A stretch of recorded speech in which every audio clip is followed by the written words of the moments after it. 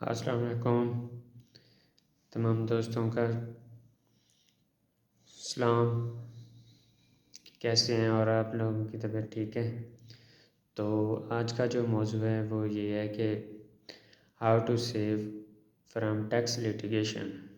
कि टैक्स के notice mostly आते हैं लेट रिटर्न फाइलिंग के या ट्रांजैक्शन इस किस्म की करने से कि मुख्तलिफ जैसे दोस्तों की रिश्तेदारों की अपने अकाउंट्स में ट्रांजैक्शन कर लेते हैं। तो इनके हवाले से कैसे बचना चाहिए और किस तरह इनसे डील करना चाहिए, या ये ट्रांजैक्शन करते हुए किस तरह कुछ चीज़ें एहतियात करनी चाहिए कुछ प्रिंसिपल्स को फॉलो करते हुए। तो कल मैं अपीलेट ट्राइब्यूनल में था।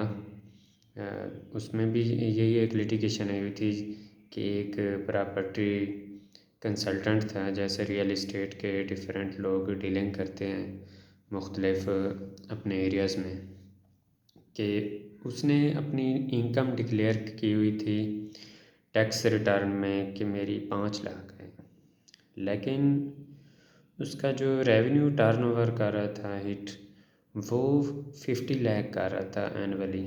तो इसके ऊपर उसकी 214C में ऑडिट सिलेक्शन हो गई और उसको नोटिस भेज दिया असेसी ऑफिसर ने।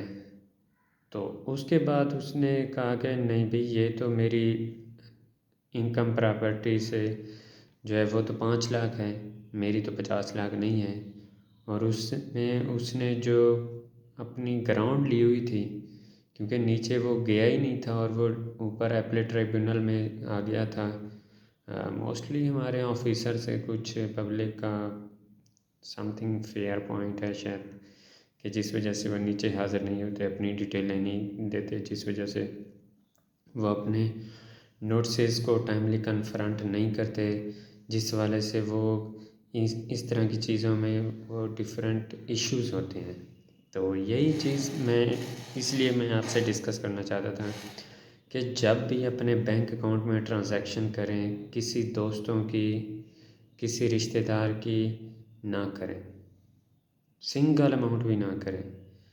अच्छा, बाज़ दफ़ा होता है कि भाई थोड़ी बहुत अमाउंट है, 5,000, 10,000, 20,000 तक, वो भी कोशिश करें कि मत करें।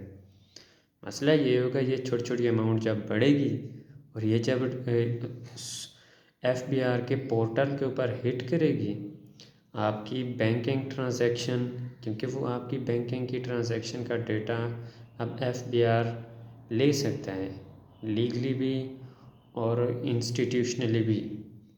क्योंकि अब तो नादरा से भी उनका एग्रीमेंट हो गया कि अपनी सारा डाटा वो एक्सचेंज करें FBR के साथ, ताकि मोस्टली जो लोगों को टैक्स फाइलिंग में लेके आएँ, ताकि रेवेन्यू हम जनरेट कर सकें।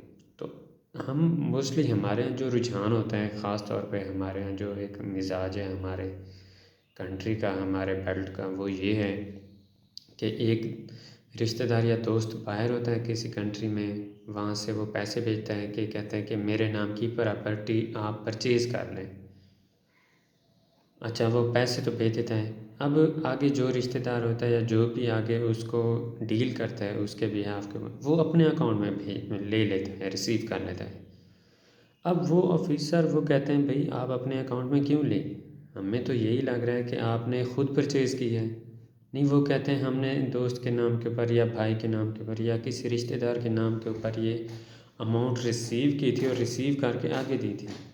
वो वो इस चीज़ को बिलीव नहीं करते, वो कहते हैं नहीं, हम इस चीज़ को नहीं मानते, आप जो करें।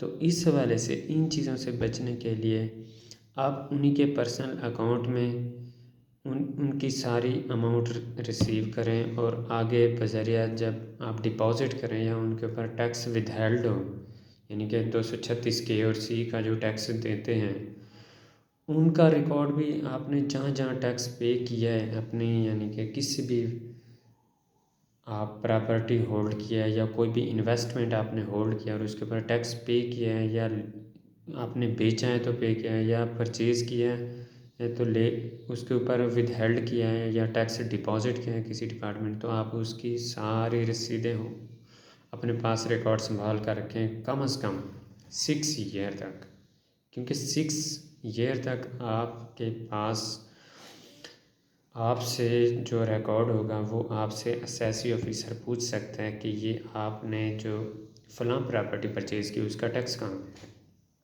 रिसेंटली एक मैं देख रहा था कि एक चीज़ कि एक लाहौर में एक जगह 24 करोड़ का प्लाट बेचा गया। प्लाट बेचने के बाद उसने एग्रीमेंट किया, जो अमाउंट थी उसने बैंक में रिसीव कर ली, लेकिन उसके पास वो एग्रीमेंट गुम हो गया था घर से। अब जिसको बेचा है उसके पास वो, यानी कि लकीली उसके पास पड़ा था। जब उसको एफबीआर के नोटिस आए कि भाई ये 24 करोड़ की अमाउंट आपने कैसे रिसीव की बैंक में, कहाँ से, आप अपना सोर्स बताएं, उसके पास वो था नहीं।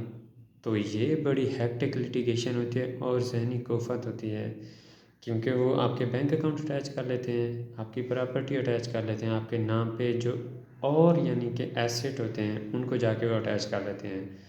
वज़ीर बैंक या जो भी वो उनके हाथ में पावर होती है ऑफिसर के। तो जिसने परचेज़ किया था उसने एग्रीमेंट दिखाया और उस बंदे को जिसने सेल किया था उसने जाके ऑफिसर को जाके दिखाया था कि ये मेरा एग्रीमेंट है और ये अमाउंट मैंने अपने बैंक में रिसीव किया है, तब उसकी जाके जान छूटी थी। तो तमाम दोस्तों से गुजारिश है कि ऐसी ट्रांजैक्शन मत करें, कोशिश करें कम से कम करें। जिसकी है, जिसके नाम पे एसेट लेना है उसके नाम पे ही अकाउंट की ट्रांजैक्शन करनी है।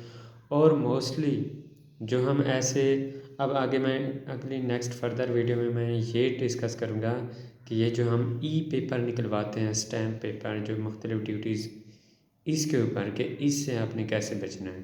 Thank you. अल्लाह हाफिज़।